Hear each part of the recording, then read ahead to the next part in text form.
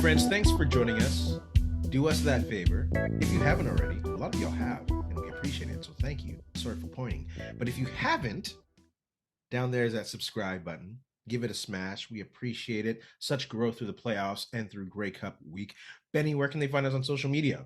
Yeah, you can find us at Ray Benny Sports. We're on Twitter, Facebook, TikTok, Instagram. Also, check us out now on Blue Sky.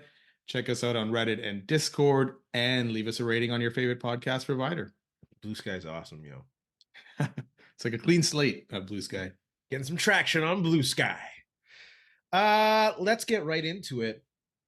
Grey Cup talk. Winnipeg Blue Bomber talk. 3 losses in a row now. 5 straight appearances for the Blue Bombers. It's tough to take. So we're just going to talk out our feels, get it out, and then just start slowly talking about next season. But let's start off with one word to describe the result of Grey Cup 111. You can go first. I'm going to go with disappointing.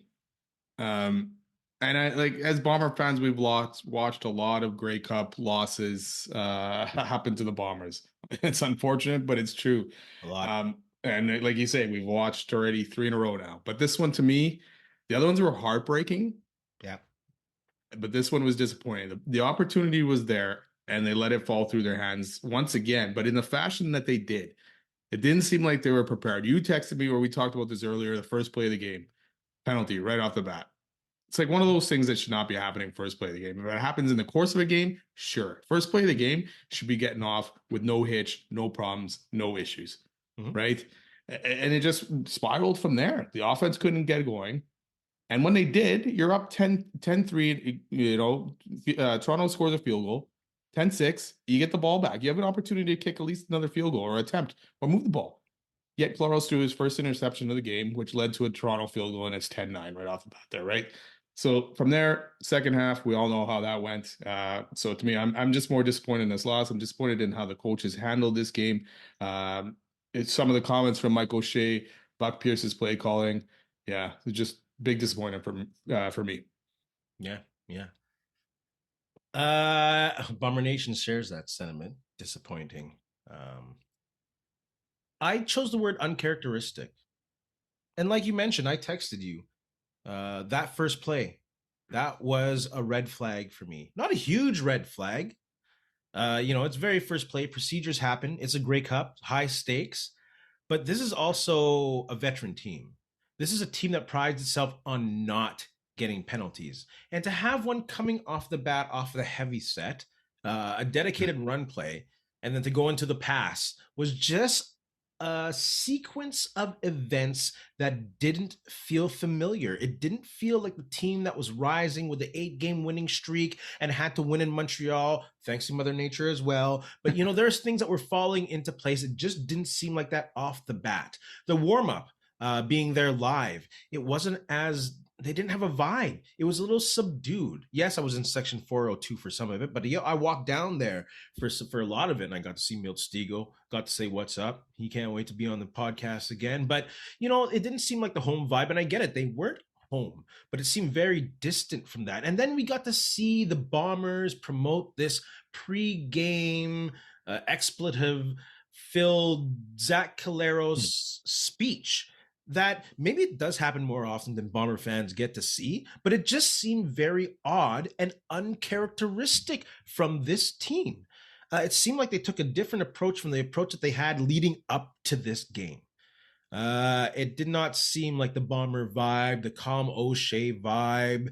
I don't know. Even like things like locking down Lucky Whitehead in regards to not letting him do his whatever pregame, let him connect. I'm not criticizing, whatever.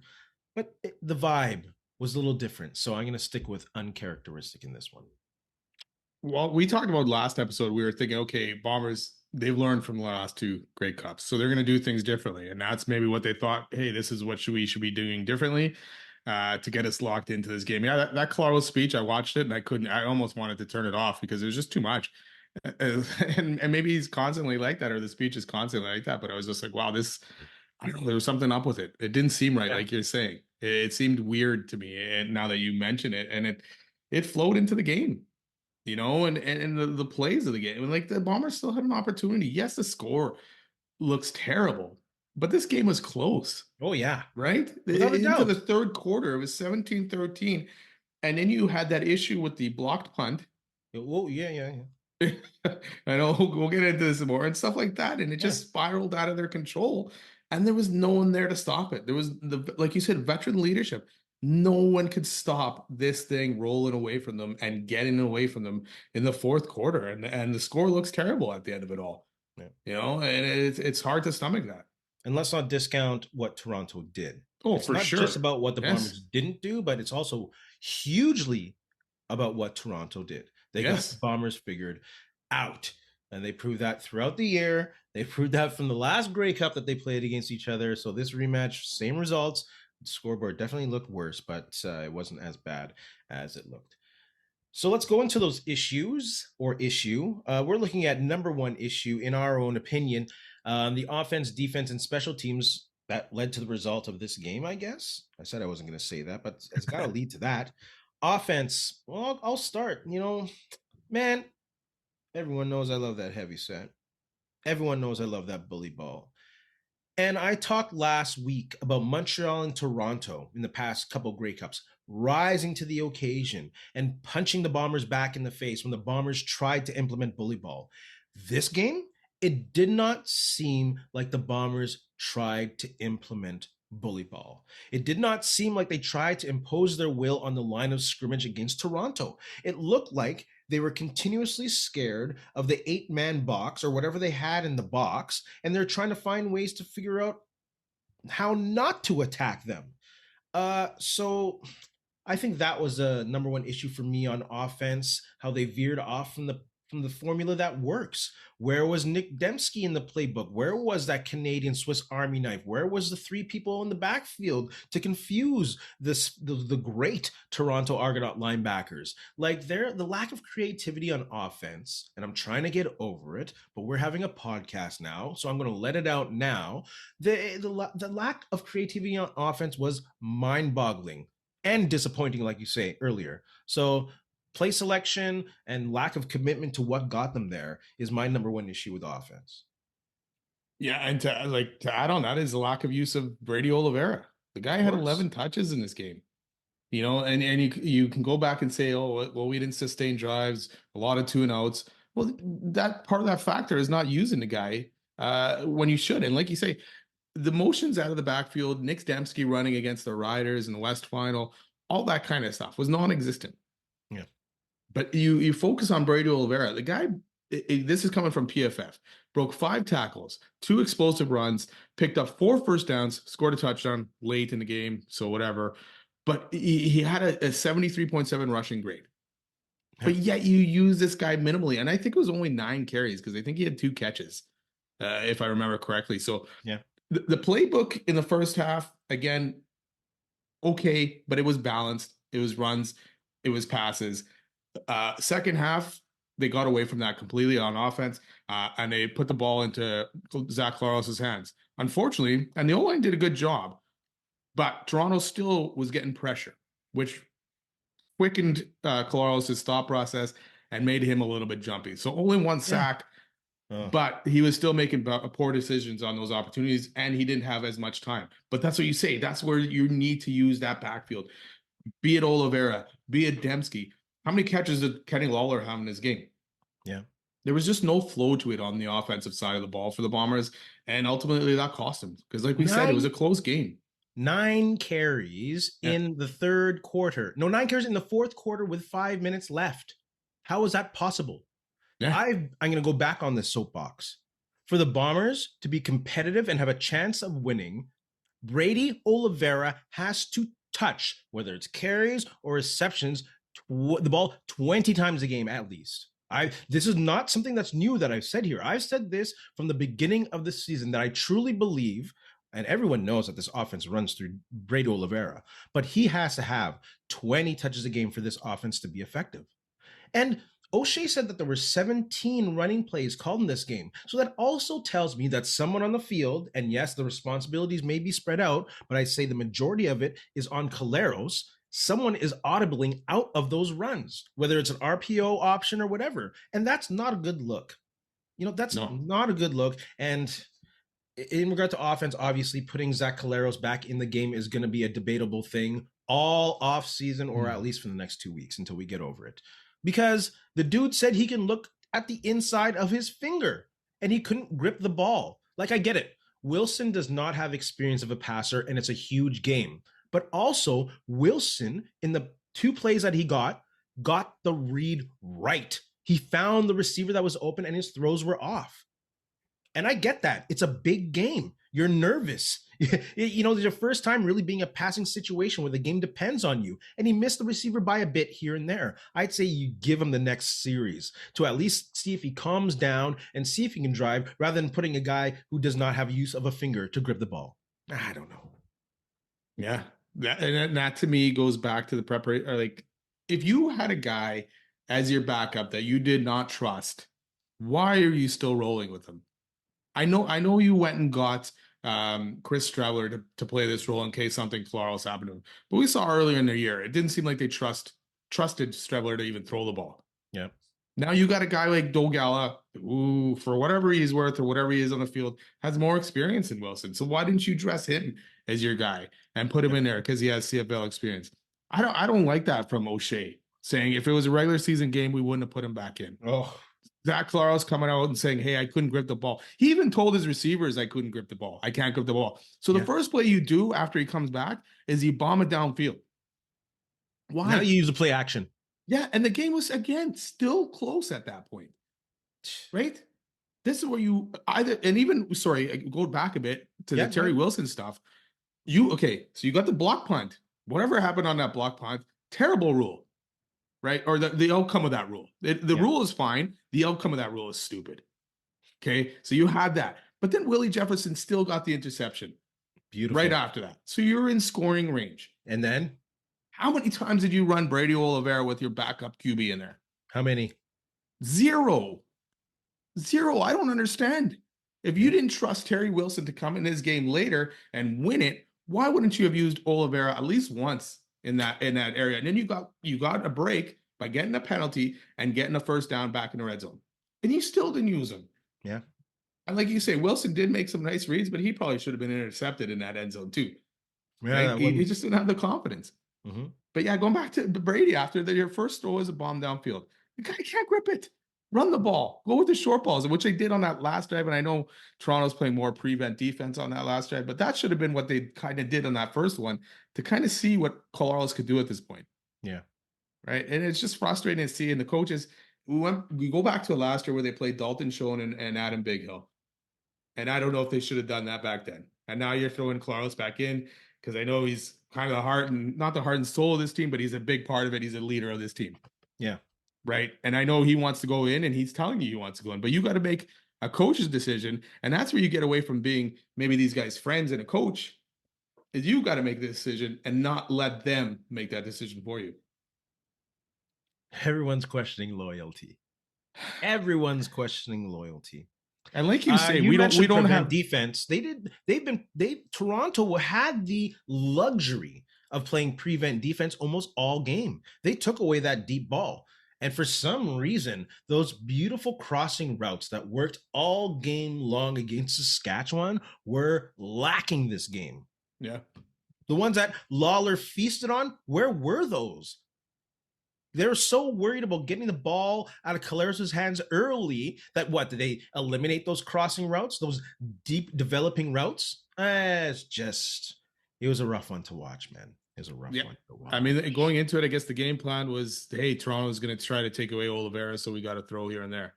But we saw that Oliveira was still beating that 8-man box and still getting tons of yards after contact. Yeah. So to shy away from that and make yourself one-dimensional on your own, Toronto's like, hey, fantastic, right? And Toronto's got some great playmakers. Their front seven, or whatever you want to call it, is fantastic. They got guys that will disrupt the game. So, yeah, it's again, going back to disappointing. This is the offensive game plan, play calling. Was that? Yeah, play calling, and how much is it also on Zach Collaros? in No regards to TDs since also that. play calling on the field, audibling out of plays. These decisions were not good. And this is not the first time in the Grey Cup where this has happened. Yes, praise to Zach Collaros. He will be on that Bomber honor roll. He'll be on the Bomber Hall of Fame. He has 2 rings. He got MVPs without a doubt. But that does not mean these last 3 games cannot be criticized. Yeah, no touchdowns since 2021 Grey Cup, right? And 2 touchdown passes, 8 interceptions in all these Grey Cups, really. So it's a far cry from that first Grey Cup where they won it, where they outplayed Hamilton being the underdog, right?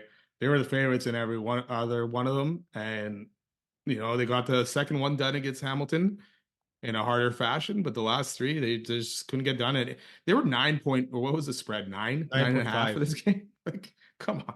That was And I think you ridiculous in the first mentioned place. in the Grey Cup where Collaros was MVP, it could have been both of us, that the kicker could have easily been the MVP of that Grey Cup. Yeah. And probably should have been. And Strebler threw also a touchdown in one of these as well to Harris, right? The first one, right? So yeah. Sorry, this one quote still we're still talking about the offense, by the way. Yeah, I can't, because I'm just like, I was reading a bunch of stuff going back, and it's like reliving it all over today, and I'm like, oh, yeah, we got to. It's the time to get the feels out, man. Get the feels out. But this one, okay, this is Collaros after he comes back from the finger, the stitches, the numbness in his finger, and he says to himself, "Shit, I can't really throw." He told Buck Pierce that. Right after that, head coach Michael Shea told him to re-enter the game. It's like that's the sequence. That's where you decide, hey, go back in there. Not, hey, let's see one more time with Terry Wilson. So I want to see. I want to again, see. like he said, Jack Collaros helped turn this franchise around, winning that Grey Cup, getting us the Grey Cup still. MVP. Same with Buck Pierce. Same with Michael Shea. Right. They've done great. But this game to me just was, again, I'm going to go back to this word. I'm saying it probably 1,000 times in this episode. Disappointing. So I'll just leave it at that. Let's move on to defense. I think I went first last time. You can go ahead, but I'm pretty sure we had the similar thing. But we'll still go off on it. The one thing to me was just not getting Arbuckle off his game. And it's not necessarily the fact that you were only just bringing 3-man pressure, which we talked about it. We probably thought 3-man pressure was probably a good way to go, but with the caveat where if it's not working, you have to start bringing some pressure, and they didn't. And unfortunately, I don't blame the D on this game, and I know a lot of people are shitting on the D, saying, "Hey, they couldn't get a stop." They were getting, but it was 10-9 at half, and only because 3 points were basically gifted to Toronto. It was like you've said it 1,000 times this year. Richie Hall's defense: bend, don't break. Right? You can have all the yards, you can try kicking a field goal and all that stuff. But the turning point for me on this defense was the lucky Whitehead fumble, which led to a short touchdown. And then the only one drive. They only gave one drive up for a touchdown, and that was kind of a backbreaker. And again, there was mistakes on that drive deep in Winnipeg's end with the only having 11 guys on the field as well. Taking the penalty, the timeout, all that stuff, right? So just not getting Arbuckle, throwing him off his game, confusing him enough in this game. Yeah. I think the lack of pressure, and again, this is nothing to harp on 3-man rush. I'm a big fan of the 3-man rush. I think it's a different look. I think they definitely had to have a little more threats from the linebackers, again, blitzing from different places. But you do have to try and create pressure to maybe, especially early in the game, to try and create turnovers. It did not look like there was a concerted effort, and I know that's kind of weird to say because sometimes turnovers just happen, but there wasn't like enough aggressiveness on defense to maybe turn the ball over and change the vibe of the game. That's the only critical thing I guess I can say of the defense, because like you said, they were strong. They held this team in the game like they have all year long. But I think there could have been a little more chaos around Arbuckle if I was to criticize anything. Like that's it for me, I think. Yeah, exactly. Chaos. You had to throw this guy off his game. And like you say, they kicked field goals. So yeah, you're just letting him do stuff. But the coverage wasn't great also downfield. There was guys, again, well off. Toronto was finding those openings, those soft openings, and getting them. Right. So Toronto game plan very well. I'll give credit to Toronto's coaches, because they outcoached us, and they figured out a great game plan. Ryan Didwitty has our number. No. Too bad he couldn't help us back in 2007, but Yeah, well. but Well, I'm going to pretty much go into the next one with this before we go into special teams, because this is a stat I have for what did Toronto do well. And this is props again to Toronto and their coaching staff and what the defense couldn't do with the Bombers. Toronto kept getting field goals because they were able to keep drives going. Toronto was like 55% in converting second downs, while the Bombers were 43%. That's a 10-point gap in regards to how those teams performed in the regular season. Bombers were 5% under what they usually do. The Argos were 5% over what they usually do in regards to second down conversion. And that showed, and that bled into time of possession. The Argos did not need to make this into a track meet. They did not need to, because I think that would have opened it up and maybe been to the Bombers' advantage. But they just kept things under wrap. They were patient. Arbuckle took what they can give, and Bombers gave stuff enough to get Argos can get into field position for at least a field goal. So, yeah, a lot of different things. Yeah, you saw when Arbuckle pressed things, he threw interceptions, right? Yeah, like he threw that, and one was like a long punt almost kind of thing, but then the other one was a cross road, and then even Willie with Jefferson was getting to him in the second half with the sack fumble. Yeah, unfortunately, beautiful. The bounces, you could tell right there, the bounces weren't going to go the Bombers' way that day when that fumble could not be recovered by anybody. They're always just a second behind. Yeah. Even with, we'll talk about this one probably right away, the fumble by Lucky Whitehead, no one could recover that. Toronto's right all over it. It's just the way the game was going. The lack of a dynamic return game in a game like this, where you're trying to flip the field, excuse me, and a punter that is good from the Argos, I think that did hurt the Bombers. Well, like, what can I say? Like, the fumble was ridiculous. I get it, new gloves, but at the same time, you have to secure that ball. Yeah. I don't want to get too negative on the special teams, but the coverage was there. Obviously, Janarian Grant was not much of a factor other than maybe one punt return in the first quarter, his first one. I think it might have been in the first drive that they punt the ball to him, and it's like, oh no, he took it down the left side of the field when I was from. Yeah. But that return game, the lack thereof, and the big mistake, that portion of not good. Yeah, again, close game coming up to Unlucky White. You got to secure that, man. You just fumbled last week, the week before against Saskatchewan, late in that game too, giving Saskatchewan an opportunity. Yes. And now in this game, when the Bomber offense could not move the ball at all, that's a critical play. It's a huge play, right? It flipped the game, and the Bombers never recovered and never got the lead again after that.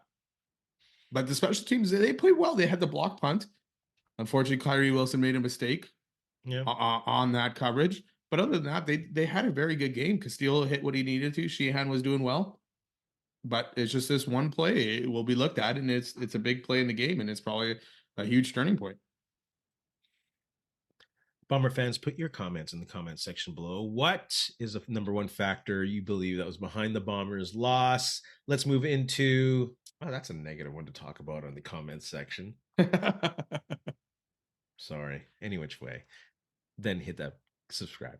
What did Toronto do to win the game? Of course, I already mentioned in regards to converting on second down, their ability to keep the ball, their time of possession. We were the coaching. Training Day, the movie, Alonzo. Yep. This shit's chess. It ain't checkers. And it seemed that's what happened in the coaching staffs. I was just watching the Argos play chess. Like when we used to go to Garden City Mall and watch those dudes play chess, the stand-up, those set. I was just watching one dude dominate another dude. And Toronto was just well prepared. They had the vibe going. They had the energy. They stayed the course. They minimized their mistakes. And I think throughout the years, like you said, Dinwiddie got some number, even getting guys like Brian Scott, the quarterback, back. Hey, what does this person do that tells us this? What does this person do that tells us this? I'm not saying, oh, here's a playbook. We got the playbook. Now we're going to screw them. Oh, my camera's going off. We'll fix that in a second. But you take it away, man, because Brian Scott, even the little things they had over the Bombers. Yeah, and it's funny because the Bombers thought, okay, Toronto's going to stop the run, so let's have a more passing game plan. Whereas Toronto stuck to their things. They didn't say, okay, Winnipeg's going to come off their Arbuckle and disrupt Arbuckle, so we're just going to run Kadeem Carey 30 times today, right? Yeah. They mixed it up still. They gave plays to Arbuckle that he could make. They didn't ask him to do anything crazy. They said, "Hey, here's the play. There should be a guy open here. Throw it there. If he's not, look for something else, or don't make that mistake." And he didn't until the second half. But that was it. I think the biggest thing is they outcoached the Bombers, and the Bombers worried about, "Hey, we got to make our offense more this way," when they should have just stuck with what works Yes. and use your MOP, your most outstanding Canadian. And I feel for Brady Oliveira because he's sitting there later and he's wondering to himself, what the heck did I do to not get this ball? And he's got tons of questions, right? And I don't blame the guy because when Oh things weren't no. working, they didn't get on his back. Whereas we did that with Harris. Like Andrew Harris was the guy. If it Yeah. wasn't working for Collaros, we'd be like, hey, Harris, let's go. I don't know why we're not doing that with Brady Oliveira. Guy won both awards and they go away from him in the biggest game of the year. Why? Both awards and they go away from him. Yeah. Toronto did not take Brady Oliveira out of the game. No, Winnipeg did. Let's go to the Bomber player of the game. I probably think we have the same one. You can go. Yeah, probably. Willie? Yeah, you called his stats earlier on, man. Yeah, Willie Jefferson, man. I mean, 2 sacks, hit, rushing the passer. He had the sack fumble. Unfortunately, didn't get it. But again, one of those sacks was on or a second down in the red zone. Yeah. And then the other one was a strip sack. So there's huge plays. And to go back to the Bomber defense that we kind of didn't talk about was that first drive where they stopped Toronto on third and or on the goal line, where Toronto settled for a field goal. So to me, the defense was on, and Willie Jefferson did everything he could in that second half to give this team an opportunity to win. And if his team had won, he should have been MVP of this Grey Cup. And I get it, not giving it to a guy on the losing team. Although I don't think Nick Arbuckle should have gotten the MVP. It's stop with giving the quarterback the MVP every time. Because to me, it had to be someone on defense. Yeah. Yeah, I guess so. And it's just like, I don't know, man. But yeah, Willie Jefferson, man, the guy dominated. The guy tried to put his team on his back. Unfortunately, couldn't do enough. Yeah, we got the same dude. Can't say enough about him. All CFL, all the time. That we asked him. We said, "Hey, man, Willie Jefferson needs to step up in this game." He did. He did. As he usually does in big games. Yeah. Well, not like he doesn't in regular games, but those big games, he knows when the lights are on. Yeah, exactly. Who are your top 3 Bombers free agents and why? I'm going to go with Willie Jefferson, Tyrell Ford, and Dalton Schoen. Willie Jefferson is a must. He's a leader. He doesn't look like he's lost a step. He looks like he's getting better, actually, like a fine wine. His numbers this year obviously don't say that, but I think all defensive sacks were down this year, and he was still up there in sacks. He's a defensive difference maker when he doesn't have someone like Jefferson Jeffcoat on the other side of him. So that's why I took Willie Jefferson. Terrell Ford, he's a top 5 Canadian player in the league and a top 10 defensive player, passport aside. He's a must. Dalton Schoen is Zach Collaros' security blanket. And if you're going to have Zach Collaros come here for one last run, you prioritize a security blanket. He just opens up things and gets first downs when first downs and open things can't be found. So you get Dalton Schoen for Zach Collaros. If you're sticking with Zach Collaros, not to start any kind of controversy, obviously they are. Guaranteed contract, he is here. So that means you should keep Schoen. So those are my 3. Yeah, I got 2 out of the 3 the same. Tyrell Ford. Again, young Canadian, young guy, pretty good season in his first full season in the CFL, playing wise. So yeah, you got to get him signed. Willie Jefferson, we just talked to him. The guy's a disruptor of the game and is still bringing it, even at whatever age. The guy's motor is always going. And yes, you do need to find someone on the other side or a better probably D-line that will help him out and maybe make not everything on his shoulders. Because if he gets the opportunity to go one-on-one with the guy, think what he did to the tackle of the Argos, an all-star. He dominated the guy. Yeah. Right? So, yeah, you need to bring him back. I'm going to go with Stanley Bryan on the other one. I know he's a little bit older in age, but you need your left tackle to protect. Again, you just said Dalton Schoen. to help Zach. This is to protect Zach Collaros as well, if he's the quarterback next year, which you say he is. So, yeah, I gotta go Stanley Bryant. The thing is this year, and unfortunately, maybe that's why, yeah, you spent a lot on Strebler, and then you could not get another backup quarterback behind Collaros that had experience. This year, they may, and a lot of the young guys on D stepped up, but a lot of guys are free agents, so you're gonna have to pay everyone Yeah. again. So it's gonna be tough to have enough money in the bank to find quality guys everywhere. I'm gonna say nothing that maybe a little bit controversial. I don't want to see Stanley Bryant walk. I hope they can get him for a good deal. If they don't get him for a good deal, I actually am quite comfortable going into the preseason. Me, who has no stake in what the roster says, just as a fan, I've seen enough, I think, from Randolph and from Lofton that I would be comfortable if they were the starting tackles going into next year. I'm so glad nobody picked up Randolph when he was put on that practice roster. That was my big concern. And I didn't say anything because I didn't want to jinx it, because that's what happens in the universe of Ray. When I say something, it gets jinxed. But I was very glad that Randolph didn't get pulled off that. So, Yeah, not and that that's I do want to see Stanley Bryant come back, though. and they replaced, well, Hardrick left in free agency. They replaced him with Lofton, who had a pretty good season.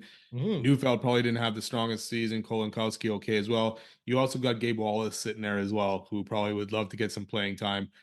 I think you and right now the guy's going to be on a bit of a cheaper contract than what you're getting maybe Randolph for. Dobson's a free agent as well, right? Yeah, So you need to get some continuity there and not let everybody walk. But at this point, Gabe Wallace is probably one of your guys that's going to need to come in and step up next year. he's definitely the future of that O line. Yeah, unfortunately it's got to get younger too, right? Yeah. Oh, Because for sure. You got to make room for your important players somehow. yeah, By the way, talking about young players, I got to listen to the coaches show tonight, which I don't usually get an opportunity to. But O'Shea was, he was asked, "Oh, you look at other sports, you get second place, you get the silver medal. Was that any kind of consolation?" He's like, no, it's not." But he's like, what is a good consolation is you look at the performance of players. You look at guys like Wilson as a receiver getting 1,000 yards.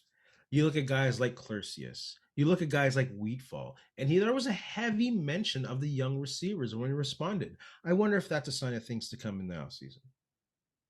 yeah, you got to think maybe one of the three or maybe two, Lawler, Dalton Schoen, and Dembski are back. But you're gonna have to move on from one of those guys for sure, Mm-hmm. maybe two, right? And we never found out really what Dalton Schoen's injury was, Yeah, right? And like you say, the severity. Bombers did a great job with bringing in these receivers, getting an experience from Wilson, Weedfall, and Clercius, right? So maybe Yeah, you have to, maybe that's where you're going a bit cheaper at next year to kind of fill in some of these other spots. Because there's a lot of questions. Like, what do you do with Big Hill? And again, that'll be another question of probably loyalty or time to move on, right? And I know yes. we have all off season to talk about that stuff, but Gee. We're getting I know all the myself. controversies tonight. We're getting all the controversies tonight, friends. Put your thoughts on Bomber free agency in the comment section below, because there is a long list of great players available. That's why it was hard to choose three. Yeah, and you don't want to be like Dave Dickinson, right? Where Kadeem Carey Oh, wins the Grey Cup and then shits on his ex-coach because wow. he moved on from guys that probably was a lot earlier, and he thought he had, hey, this is the right thing to do. I got better guys here, but he screwed that up, and the Bombers got to figure out a way not to screw it up the other way around, right? So it's like, how long do you hang on to these guys? But look what these guys went and did in Toronto. That was a little petty. You How know, Kadeem Carey I went. love it. That was a little Kadeem petty. Carey, that's fantastic, man. That was awesome. I love that I, shit too.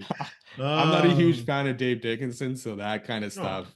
Yeah, I love it, man. he just had a look on his face. It's like, Yeah, he's cocky, like he's cocky, and he's won a lot. So yeah, you got that. But he just coaching wise, GM wise, he's not there. GM wise, really. Sorry. on a scale of 1 to 10, what are the chances the Bombers in the Grey Cup in Winnipeg? I'll go 8. They're gonna get better. The rest of the West is a bit of a transition right now, other than Saskatchewan, and they still have to make a decision on quarterback. So I'm gonna go 8. Yeah, I'm gonna do 7. Again, depends what happens in the offseason, but and who they keep. It's a lot of games that these guys have played. I know it's only 2 extra for the most part, but it's a lot on your bodies, right? As you're getting Absolutely. older too. So, but I still have faith in Mike O'Shea. He's done some great things here, and for the most part, the coaching staff all together too. It's just questions here and there, obviously, but yeah, if you can bring a lot of the guys back, and Philly, we saw on defense, they brought in new guys. They had a bunch of new guys, and that defense gelled pretty quick and played a pretty good year. And Danny I Mac expect them finds a to take way. that next step next year, right? So Danny Mac finds a way to get that secondary, keeps it flowing. He loses secondary players to the NFL, and he yeah, still finds good talent. exactly. Quickly here, offseason QB shuffle predictions. Who ends up where? There's a long list of quarterbacks. Give me your quick shots on who ends up where. You want to go first? Yeah, I can do some of them first. It's just hard. You know what? It's a good thing. The CFL's got an influx of quarterbacks that makes this question better, right? Because it looks good for Yeah. the future. I think Montreal is going to stick with Davis Alexander in Montreal. Obviously, I just said that because I think he'll be the younger, cheaper option, which gives them opportunities to sign other guys other places. And when he came in, they didn't really skip a beat. Yeah. Fajardo, that's a big question. Where does that guy end up? Probably as a backup somewhere. Not that he should be, but I think unless, yeah, well, he's probably got to end up as a backup, and maybe he ends up as a backup in Winnipeg behind Collaros. Oh, we differ on this one. I say Fajardo stays put and Alexander goes somewhere else. I think Alexander might actually land up in Hamilton because I think he is legit, or he might end up in Saskatchewan. But that's why I think Montreal keeps him. You can't get rid of a young guy like that who has looked good. They will be loyal to Fajardo. I think I don't that's think they will be. I think that's Danny Machocha's mo right here. You got us this cup. I don't think he will cut ties. No, I think they'll look at it going, yes, you got us that cup, but Jason Moss was a big factor in that and got you to play mistake-free football. I think they should move on from Davis Alexander.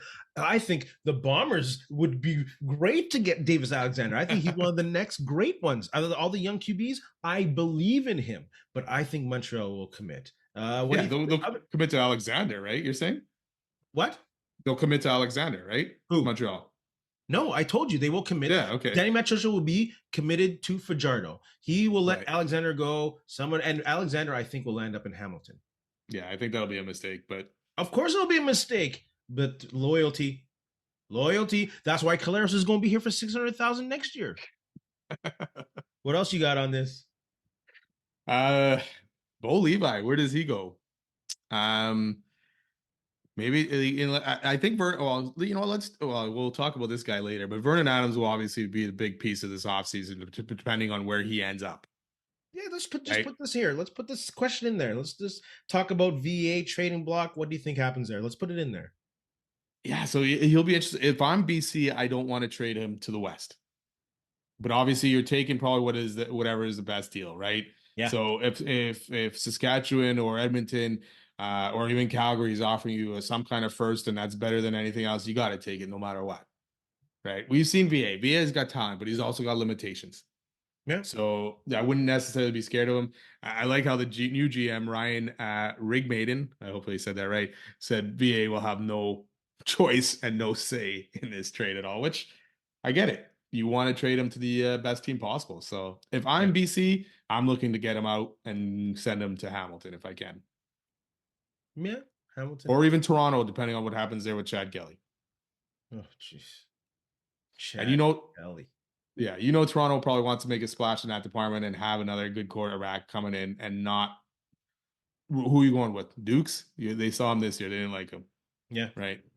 So I think VA ends up in the East and probably Hamilton. Bo Levi Mitchell's going to play in Toronto and he's going to win a Grey Cup again. There you go. That's really, yeah. Why not Ricky Ray, Damon Exactly. Allen? All them old yes. dudes love to retire in Toronto like people like to retire in Miami. VA is hard to figure out. I think the best place for him would be Saskatchewan. I think he's the type of player that would put them over the edge, that would challenge the Bombers to win the West.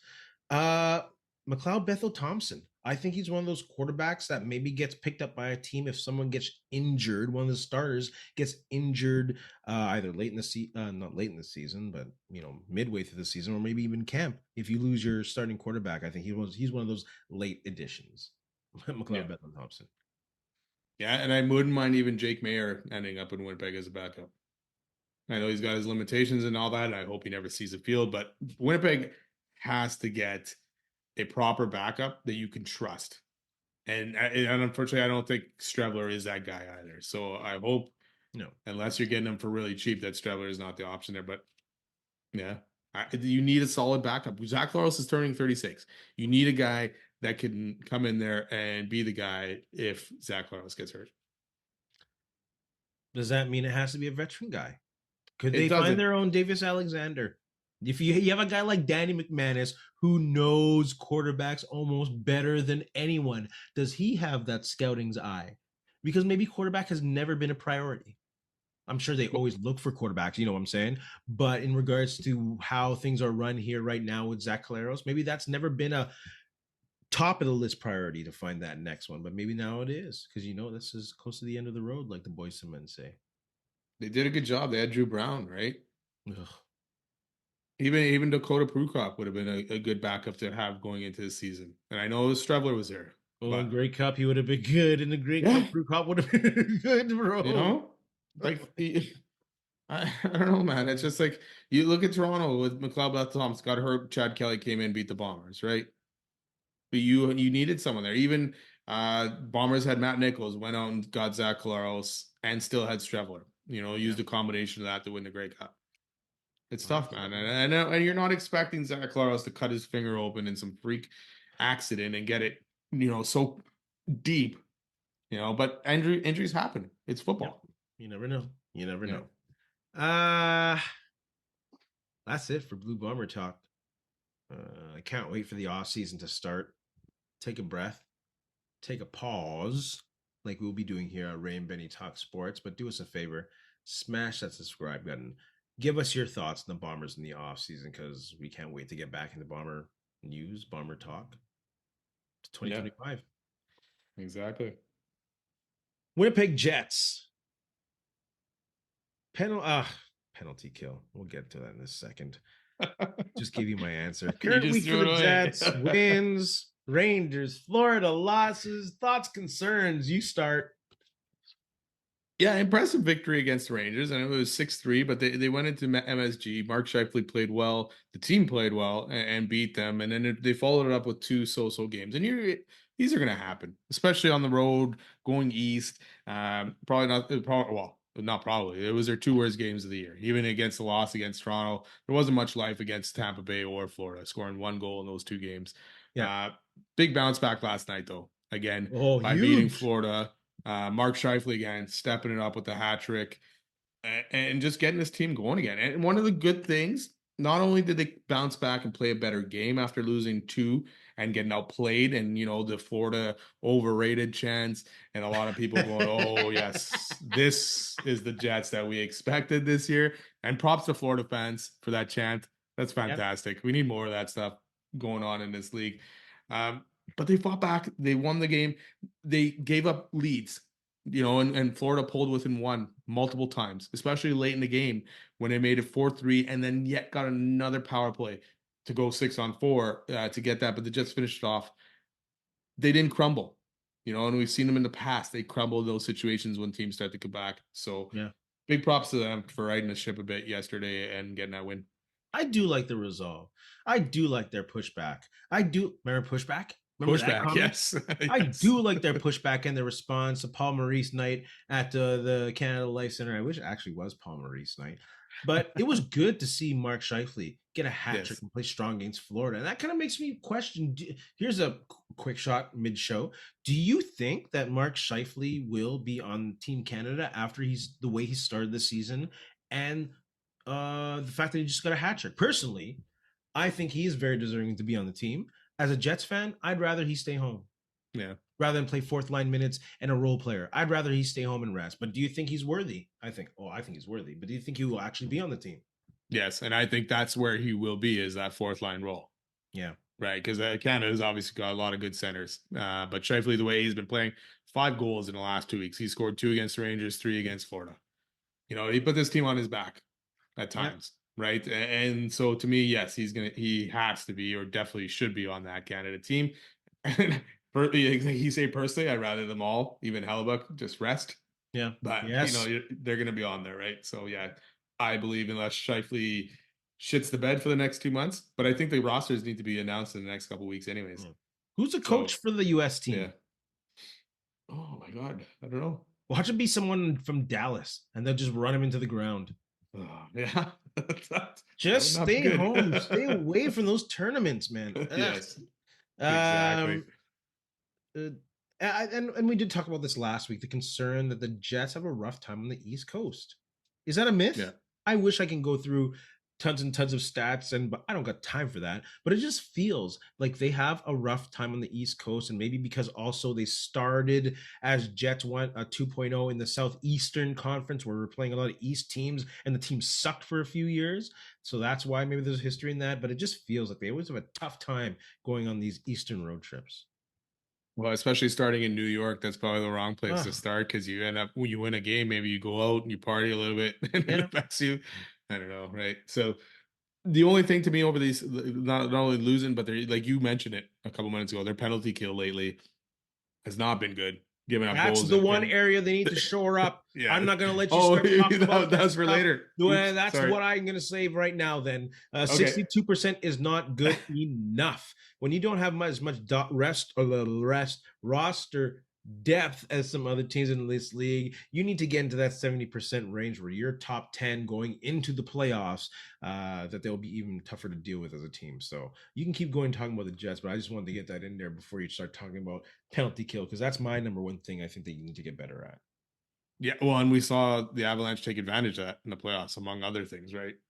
So yes, the penalty kill started off great this year or good, and now it's slowly withering down. Gave up two again last night, gave up at Yeah. least one in the other games as well. So yeah, they need to definitely figure that out and get that better. But to me, then, if you had my spot they need to shore up, and right now, which is affecting them, their second line again. You know, Yeah, it's they've not gone. contributing. Yeah. It's not contributing enough. Perfetti got 2 points against Dallas. I think those are his last 2 points. So that's 5 games ago. He basically has those 2 points in like last 6 or 7 games. Yeah. Nemestikov scored against the Rangers after Nealers' great setup, but other than that, he hasn't had much lately. Ehlers is contributing, but most of it's on the power play. So right now, that concern at the beginning of the year, it's coming too. And when again, it doesn't hurt as much when you got Scheifele and Connor scoring, right? And Yeah. those guys, but you need this second line to pick up the slack in those 2 games where Scheifele and Connor weren't scoring. So that could be an issue down the line where they're going to need to figure things out. I don't know if it's a center position. I don't know if it's Perfetti again hitting a bit of a wall here again, or just that Uh, line not meshing altogether to be consistent enough at this point. But it's something that's going to have to be looked at as we go along here. that line is not built for long term success. No, It was a yeah, concern we had in the offseason. It was a concern most Jets Nation had in the offseason. And it's coming to fruition sometimes. And they're exposed, especially when the Jets aren't winning. well, yeah, you saw it in those 2 games against Tampa and Florida. Scheifele, Connor didn't score, and we scored 1 goal, and that was from Lowry. Yeah. Where was the fourth line? Whereas the second line, it's just like they're going to need other areas of offense when Scheifele and Connor and Velarde don't have their best games. Jets fans. Is that it? No. Yeah, Yes, we talked about area of concerns. There we go. Jets fans, put your comments in the comments section below. Can I get some surprise quick shots for you? sure. Will Deion Sanders be coaching in the NFL next season? According to Michael Irving, he will be if what Shadur? Sanders gets Shadur gets drafted to the Cowboys. Yeah, But otherwise, no. But if that happens, maybe. I think he will. I think somehow they will push that 2-for-1 package stronger than Archie Manning pushed the Eli Manning thing. Should the Jets, the New York Jets, should they have benched Aaron Rodgers early in the year? Tyrod Taylor, I think, is their number one backup. I Yeah. could be wrong. Yeah. Well, no. I mean, he's your best option. Yes, he sucked, but he is really your best option. So that team's a disaster. Holy crap. It's funny. It's the Jets, though. I know It's it's the just Jets being the Jets. unreal. But you know what? Good on Rodgers though. It's funny how Favre went to the Jets and completely sucked, and then went to Minnesota, and you know what happened. Well, it'll be interesting to see if Rodgers goes on that same trajectory. Not to the Vikings, obviously. Any which way. Benny, you have anything to say to our friends? You know what? Just thanks a lot for listening. Don't forget to subscribe and follow. Check out our new merch that we have, some of this cool stuff that we got done. So we're going to throw some posts out there to see if you want to purchase anything. Let us know. Have a good one. Man, I just want to say I had a good time at Grey Cup. Despite the fact that almost anything and everything that could go wrong for the Bombers did go wrong.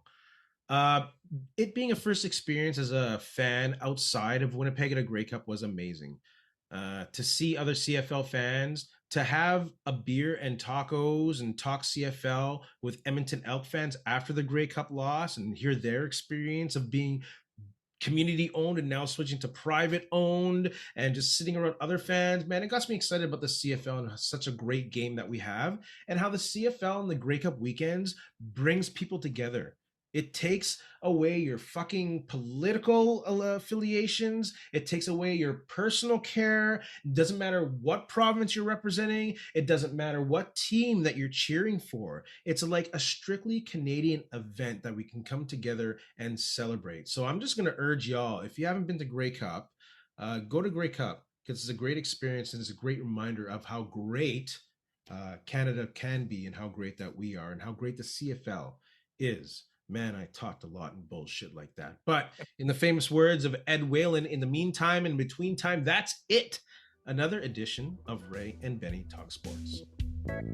Hey, friends and neighbors, don't forget to check us out online on Facebook, TikTok, Instagram, and Twitter at Ray Benny Sports. And don't forget to check out our YouTube channel. Leave a like, leave a comment, tell us what you think.